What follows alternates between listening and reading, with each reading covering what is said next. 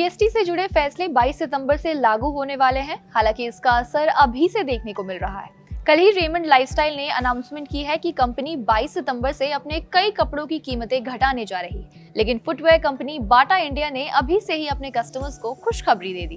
Company ने अपने footwears के रेट कम करने की अनाउंसमेंट जो कर दी है। इसके लिए कंपनी ने अपनी बाटा प्राइस प्रॉमिस की पहल की शुरुआत की है, जिसके तहत 22 सितंबर से शुरू होने वाली ऑफिशियल ऑफर से पहले 1000 रुपीज से कम कीमत वाले फुटवेयर पर जीएसटी रेट कट का बेनिफिट कस्टमर्स को मिलेगा।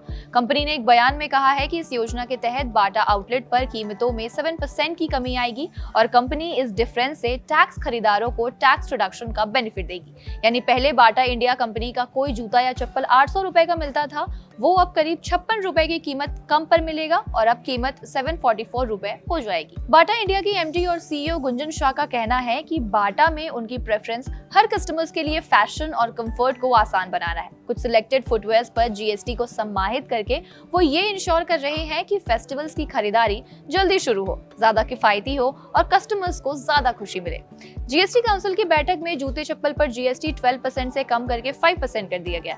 अगर 2500 से कम कीमत के जूते खरीदने पर इस पर 12% जीएसटी की जगह अब सिर्फ 5% टैक्स देना होगा। लेकिन अगर आप 2500 रुपए से ज्यादा की कीमत वाले जूते चप्पल खरीदते हैं तो अब आपको 18% का टैक्स देना होगा। 5% जीएसटी 2500 या उससे कम कीमत वाले फुटवेयर यानी चमड़े, रबर, प्लास्टिक सोल पर लागू होगा, जो पहले 12% हुआ करता था। वही 18% जीएसटी पर पेयर 2500 से ज्यादा कीमत वाले जूतों पर लगेगा।